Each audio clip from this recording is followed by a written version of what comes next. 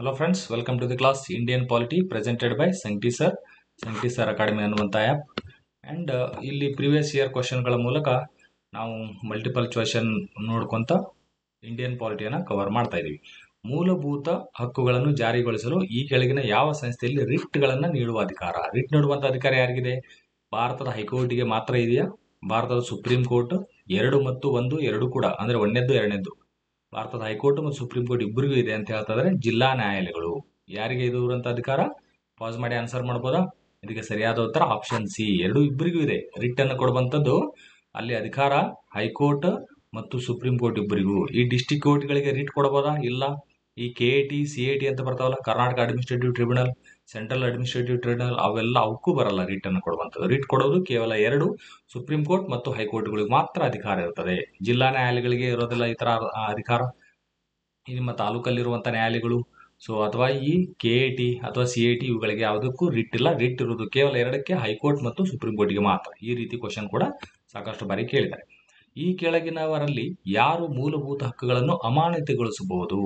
ಮೂಲಭೂತ ಹಕ್ಕುಗಳು ಜನರಿಗೆ ಸಿಗಲ್ಲ, ಇವು ಕ್ಯಾನ್ಸಲ್ ಆಗಿದಾವು ಅಂತ, ಸಸ್ಪೆಂಡ್ ಆಗಿದಾವ ಅಂತ ಯಾರು ಮಾಡ್ಬೋದು? ಸಂಸತ್ ಮಾಡ್ಬೋದಾ? ರಾಷ್ಟ್ರಪತಿ, ಪ್ರಧಾನಿ ಮತ್ತು ಸುಪ್ರೀಂ ಕೋರ್ಟ್ ಯಾರು ಮಾಡ್ಬೋದು? ಮೂಲಭೂತ ಹಕ್ಕುಗಳು ಈ ಕೆಲ ಸಮಯದವರೆಗೆ ಜನರಿಗೆ ಇಲ್ಲ, ಇವು ಕ್ಯಾನ್ಸಲ್, ಸಸ್ಪೆಂಡ್ ಆಗಿದಾವು, ಅಮಾನತ ಆಗಿದಾವು ಅಂತ ಹೇಳ್ಬೋದು. ಯಾವುದದು? ಸರಿಯಾದ ಉತ್ತರ ರಾಷ್ಟ್ರಪತಿಯವರಿಗೆ ಈ ಅಧಿಕಾರ ಇರ್ತದೆ. ಸೊ ಇದು ಬೇಸಿಕ್ ಕ್ವಶನ್. ಒಂದೊಂದ್ಸಲ ಸಂಸತ್ ಅನ್ಸುತ್ತೆ, ಸುಪ್ರೀಂ ಕೋರ್ಟ್ ಇರ್ಬೋದೇನೋ ಅನ್ಸುತ್ತೆ.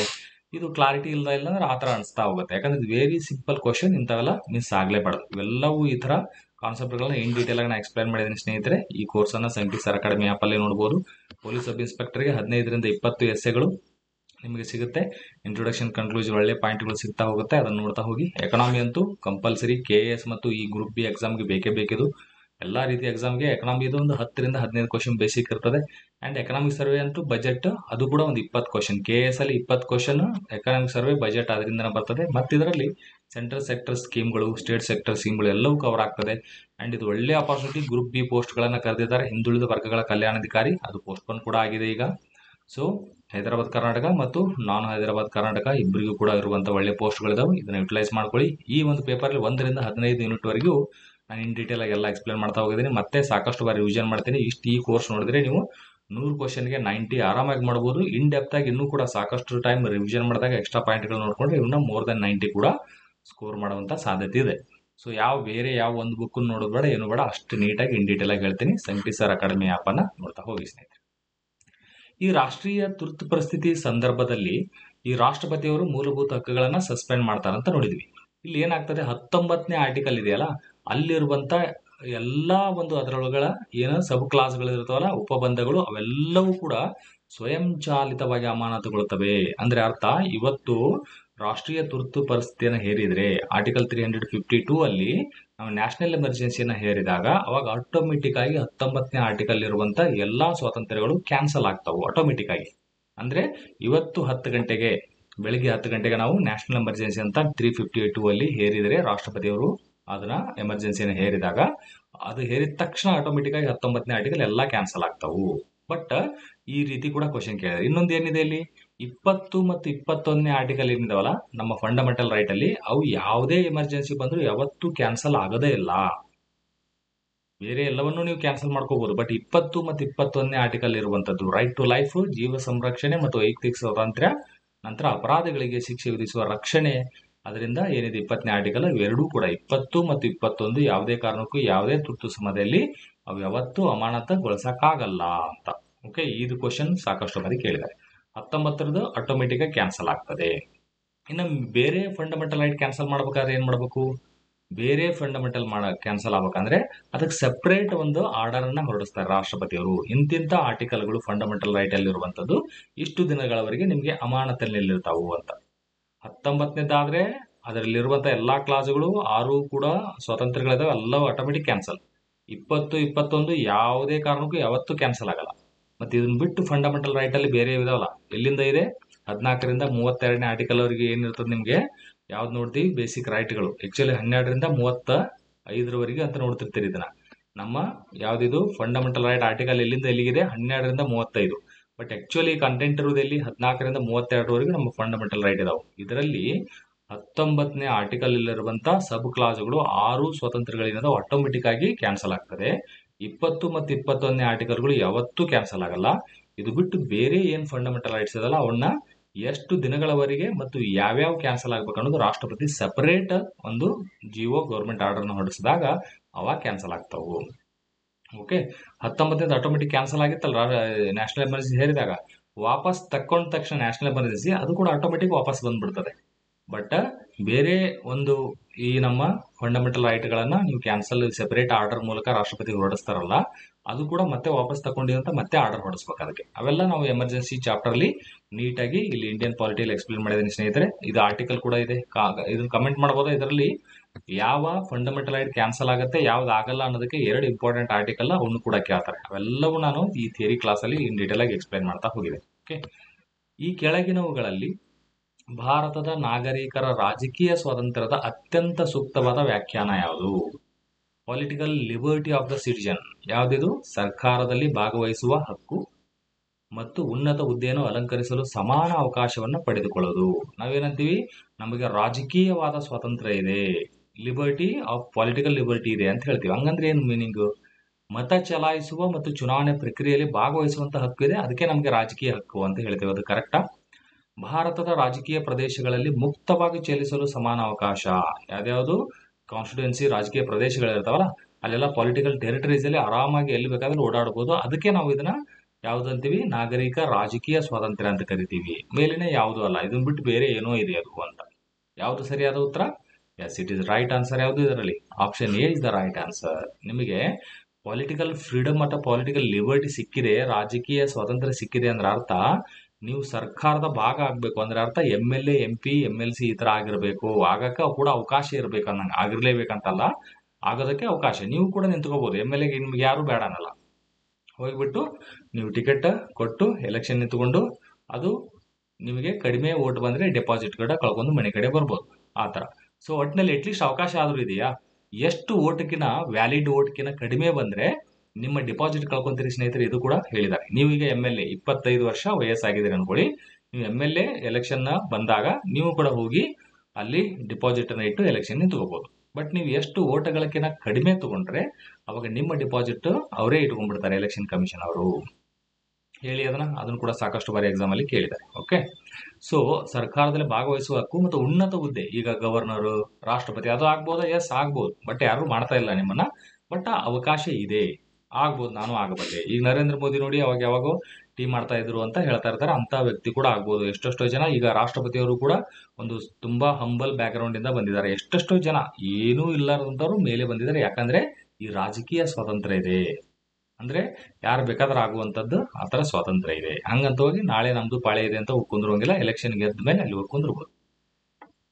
ಮೂಲಭೂತ ಹಕ್ಕುಗಳ ಮೇಲೆ ವಿಧಿಸಲಾದ ನಿರ್ಬಂಧಗಳ ಸಮಂಜಸತೆಯನ್ನು ಈ ಕೆಳಗಿನಿಂದ ನಿರ್ಧರಿಸಲಾಗ್ತದೆ. ಅಂದ್ರೆ ಈ ಮೂಲಭೂತ ಹಕ್ಕುಗಳ ಮೇಲೆ ರಾಷ್ಟ್ರಪತಿಯವರು ಏನ್ ಹೇಳ್ತಾರೆ? ಎಮರ್ಜೆನ್ಸಿ ಟೈಮ್ ಅಲ್ಲಿ ಇಂಥ ಒಂದು ಮೂಲಭೂತ ಹಕ್ಕುಗಳು, ಅದಕ್ಕೆ ರಿಸ್ಟ್ರಿಕ್ಷನ್ ಇದೆ, ನಿರ್ಬಂಧ ಇದೆ, ಇಷ್ಟು ದಿನ ನಿಮಗೆ ಮೂಲಭೂತ ಹಕ್ಕು ಸಿಗಲ್ಲ ಅಂತ ಹೇಳ್ತಾರೆ. ಅದು ಯಾಕೆ, ಏನೇನು ಕೊಟ್ಟಿದ್ದಾರೆ ಗೌರ್ಮೆಂಟ್ ಆರ್ಡರ್ ಅಲ್ಲಿ, ಯಾಕೆ ಸಿಗಲ್ಲ ಅಂತ ಕಾರಣ ಕೊಟ್ಟಾರ, ಆ ಕಾರಣ ನಿಜನಾ ಇಲ್ಲ ಅಂತ ಚೆಕ್ ಮಾಡೋದು ಯಾರು ಅಂತ ಕೇಳ್ತಾ ಇದ್ದಾರೆ. ಮೂಲಭೂತ ಹಕ್ಕುಗಳ ಮೇಲೆ ವಿಧಿಸಲಾದ ನಿರ್ಬಂಧಗಳ ಸಮಂಜಸತೆ, ಎಷ್ಟರ ಮಟ್ಟಿಗೆ ಸಮಂಜಸತೆ ಇದೆ ಅದನ್ನ ಚೆಕ್ ಮಾಡೋದು ಯಾರು? ನಮಗೆ ಸಂಸತ್ತು, ನ್ಯಾಯಾಲಯಗಳು, ರಾಷ್ಟ್ರಪತಿ, ಪ್ರಧಾನಮಂತ್ರಿ. ಹೇಳೋದು ಯಾರು? ಇದಕ್ಕೆ ನ್ಯಾಯಾಲಯಗಳು ಹೇಳ್ತಾವು. ಸುಪ್ರೀಂ ಕೋರ್ಟ್, ಹೈಕೋರ್ಟ್ ಅದನ್ನೇನು ಹೇಳುತ್ತೆ, ಇದು ನಿಜವಾಗ್ಲೂ ನೀವು ಕೊಟ್ಟಿದ್ದ ಸಮಂಜಸತೆ ಕಾರಣ ಕರೆಕ್ಟ್ ಇದೆಯಾ ಅಂತ. ಈಗ ನೀವು ಕೂಡ ನಿಮ್ಮ ಪೇರೆಂಟ್ಸ್ಗೆ ಹೇಳ್ತಿರ್ತೀರಿ ಏನಂತ, ಇನ್ನೊಂದು 5 ವರ್ಷ ಟೈಮ್ ಕೊಡಿ ಅಂತ. ಆಲ್ರೆಡಿ 5 ವರ್ಷ ಕಳೆದಿರ್ತೀರಿ, ಇನ್ನೊಂದು 5 ವರ್ಷ ಕೊಡಿ, ನಾನು ಡೈರೆಕ್ಟ್ ಆಗಿ KAS IAS ಆಗಿ ಬಂದಿರ್ತೀನಿ ಅಂತ. ಸೊ ಇದು ನಿಜವಾಗ್ಲೂ ಇದೆಯಾ, ಸಮಂಜಸತೆ ಇದೆಯಾ ಅಂತ ನಿಮ್ಮ ಪೇರೆಂಟ್ಸ್ ಚೆಕ್ ಮಾಡಿ, ಆಯ್ತಪ್ಪ ನೋಡಿದೀವಿ, ಬೆಳಗ್ಗೆ ಬೇಸ ಹತ್ಕೊಂಡು ಮನೆ ಕಡೆ ಬಾ ಅಂತ ಆ ತರ ಕೂಡ ಕರೆಯುವಂತ ಸಮಯ ಬರ್ತದೆ. ಈಗ ನೀವು ಕೆಲವೊಂದು ಸ್ಟೂಡೆಂಟ್ಗಳು ಏನ್ ಮಾಡ್ತೀರಿ, 2-3 ವರ್ಷ ಆರಾಮ್ ಕೂಲಾಗಿ ಯಾರು ಕೇಳ್ತಾ ಇಲ್ಲ, ನಾವೇ ರಾಜ ಅಂತ ಇಲ್ಲ, ಅದು ನಂತರ ಪ್ರೆಸರ್ ಸ್ಟಾರ್ಟ್ ಆಗ್ತದೆ. ಪಾಪ ನಿಮ್ಗೆ 2-3 ವರ್ಷ ಟೈಮ್ ವೇಸ್ಟ್ ಮಾಡಿದ್ರಾಗ ಇನ್ನೇನ್ ನೆಕ್ಸ್ಟ್ ಓದಿ ನಾವು ಏನ್ ಸಕ್ಸಸ್ ಆಗ್ಬೇಕು ಅನ್ನೋದ್ಲೆ ಫ್ಯಾಮಿಲಿ ಪ್ರೆಸರ್ ಸ್ಟಾರ್ಟ್ ಆಗ್ತದೆ, ಸೊಸೈಟಿ ಪ್ರೆಸರ್ ಸ್ಟಾರ್ಟ್ ಆಗ್ತದೆ. ಅದಕ್ಕೆ ಸ್ಟಾರ್ಟಿಂಗ್ ಬಂದ ತಕ್ಷಣ ನೀಟಾಗಿ ಓದ್ಬಿಡಿ ಅಂತ ಹೇಳೋದು. ಸುಮ್ಮನೆ ಟೈಮ್ ವೇಸ್ಟ್ ಮಾಡ್ತಾ ಹೋದ್ರೆ ಈಗೇನು ಪ್ರೆಸರ್ ಇಲ್ಲ, ಆರಾಮ್ ಫ್ರೀ ಬಿಟ್ಟಿರ್ತಾರೆ. ಇವಾಗಲೇ ನೀವು ಕ್ಲಿಯರ್ ಮಾಡ್ಬೇಕು. ಅದು ಕ್ಲಿಯರ್ ಆಗ್ಬೇಕಂದ್ರೆ ಸಾಕಷ್ಟು ಬಾರಿ ಹೇಳಿದೀನಿ, ಮಿನಿಮಮ್ 8 ರಿಂದ 12 ಗಂಟೆ ನೀವು ಜಾಬ್ ಇಲ್ಲದೆ ಇದ್ದು ಓನ್ಲಿ ಓದಕ್ಕಂತ ಬಂದು ಕುಂತಿರ್ತಾರಲ್ಲ, ಅವ್ರು ಓದ್ಲೇಬೇಕಿಷ್ಟು. 12 ಓದಿದ್ರೆ ಬಹಳ ಬೆಸ್ಟ್. ಅದು ಎವ್ರಿ ಡೇ ಓದ್ಬೇಕು. ಏನ್ ಕೆಲಸ ಇದೆ ಅದೇ ಕೆಲಸ ನಿಮ್ದು. ಓಕೆ. ಸೊ ಜಾಬಲ್ಲಿ ಇದ್ದವ್ರು ಇದರ ಅರ್ಧ 4 ರಿಂದ 6 ಗಂಟೆ, ಮಿನಿಮಮ್ 4 ಗಂಟೆ, ಬೇಕಾದಂಥ ಜಾಬ್ ಇರಲಿ 4 ಗಂಟೆ ಓದಲೇಬಹುದು. ಅವತ್ತು ಏನೋ ಒಂದು ಎಕ್ಸ್ಟ್ರಾ ಕೆಲಸ ಇತ್ತು ಅಂದ್ರೆ ಅವತ್ತು ಓದಕ್ಕಾಗಲಿ ಅಂದ್ರೆ ಸ್ಯಾಟರ್ಡೆ ಸಂಡೇ ಇದ್ದಾಗ ಕವರ್ ಮಾಡ್ಕೊಂಡು ಮ್ಯಾನೇಜ್ ಮಾಡ್ಬೇಕು. ಅದನ್ನೆಲ್ಲ ಓದೋ ಮನಸ್ಸಿದ್ರೆ ಮಾರ್ಗ ಇರ್ತದೆ. ಇದನ್ನು ನೀವು ಈ ಕಡೆ ಎಕ್ಸಾಮ್ ಓದಾಕೂ ಬರೋದು ಮತ್ತು ಓದಕ್ಕಾಗಲ್ಲದ ಕಾರಣನೂ ಕೊಡೋದು, ಅದು ಸರಿ ಆಗಲ್ಲ. ನಿಜವಾಗ್ಲೂ ಓದ್ಬೇಕಂದ್ರೆ ಬನ್ನಿ, ಇಲ್ಲಾಂದ್ರೆ ನಿಮ್ ಜಾಬ್ ಮಾಡ್ಕೊಂಡು ಆರಾಮಾಗಿ ಎಂಜಾಯ್ ಮಾಡ್ಕೊಂಡು ಅಲ್ಲಾದ್ರೂ ಇರ್ಬೋದು.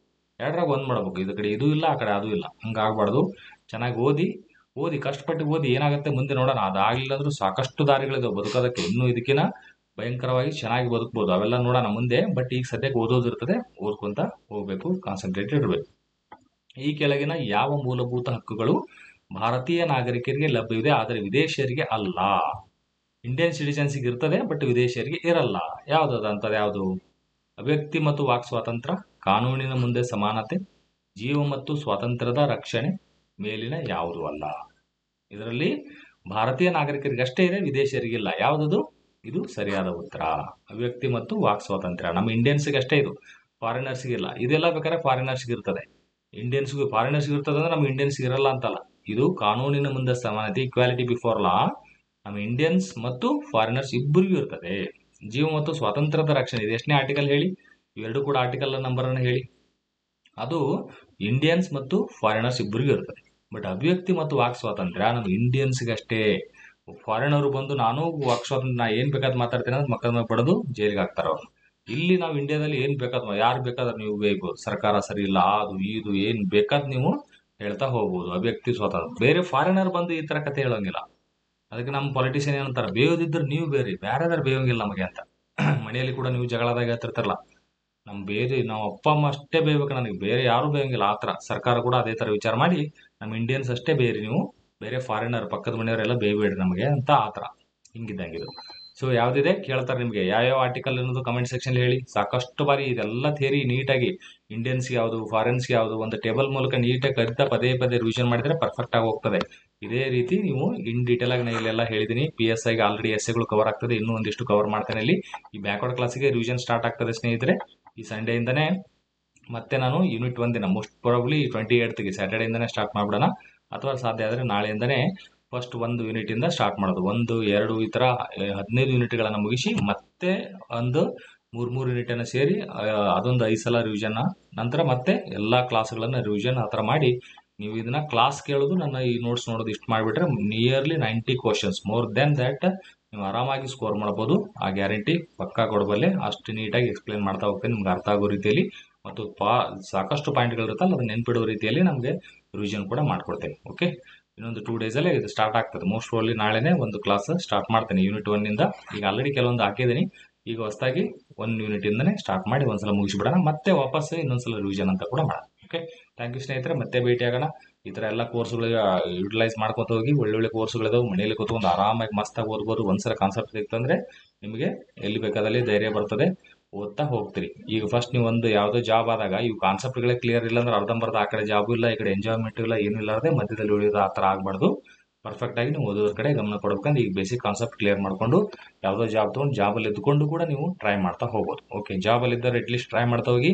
ನೀವು ಬೇರೆದಾರು 15 ತಾಸು ಓದ್ತಾ ಇದ್ದಾರೆ, ನಮ್ಗೆ ಓದಕ್ಕಾಗಲ್ಲ, ಅವೆಲ್ಲ ಕಥೆಗಳನ್ನು ಬಿಡಿ. ಈ ಥರ ನಿಜವಾಗ್ಲೂ ಮಸ್ತ್ ಆಗಿರುವಂಥ ಕೋರ್ಸ್ಗಳನ್ನು ನೋಡಿ ನೀವು ಜಾಬಲ್ಲಿ ಇದ್ದವರು ಅಥವಾ ಮನೆಯಲ್ಲಿ ಕೆಲಸ ಮಾಡೋರು ಈ ಲೈಬ್ರರಿಯಲ್ಲಿ ಓದೋರ್ಕಿಂತ ತುಂಬಾ ಚೆನ್ನಾಗಿ ಸ್ಕೋರ್ ಮಾಡ್ತೀರಿ. ಅವ್ರು ತುಂಬಾ ಏನಂತಾರೆ, ಹೆಂಗಿದ್ರು ಲೈಬ್ರರಿ ಖರ್ಚು ಮಾಡ್ತಾ ಇರ್ತೀವಿ, ಅಲ್ಲಿ ರೂಮ್ಗಳಿಗೆ ಖರ್ಚು ಮಾಡ್ತೀವಿ, ಆ ಥರ ಎಲ್ಲ ಖರ್ಚಾಗುತ್ತೆ, ಈ ಕೋರ್ಸ್ಗಳು ಬೇಡ ಅಂತ ಅವ್ರು ಸ್ವಂತ ಸ್ಟಡಿ ಮಾಡೋಕ್ಕೆ ಟ್ರೈ ಮಾಡ್ತಾರೆ. ಕೆಲವೊಬ್ಬರು ಜನ ಸಕ್ಸಸ್ ಚೆನ್ನಾಗಿ ಮಾಡ್ಕೊತಾರೆ, ಕೆಲವೊಬ್ರು ಮಧ್ಯದಲ್ಲಿ ಉಳಿತಾರೆ. ಬಟ್ ಈ ಥರ ಜಾಬ್ ಮಾಡೋರು ಎಷ್ಟೋ ಜನ ಸೆಲೆಕ್ಟ್ ಆಗೋ ಕಾರಣ ಅಂದರೆ ಒಳ್ಳೊಳ್ಳೆ ಕೋರ್ಸ್ಗಳನ್ನ ಈ ಥರ ತೊಗೊಂಡು ನೀಟಾಗಿ ಸ್ಟಡಿ ಮಾಡಿ ಹಾರ್ಡ್ ವರ್ಕ್ ಮಾಡಿ ಅವರು ಕೂಡ ಕ್ಲಿಯರ್ ಆಗಿದ್ದಿದೆ. ಓಕೆ, ಥ್ಯಾಂಕ್ ಯು, ಮತ್ತೆ ಭೇಟಿಯಾಗೋಣ.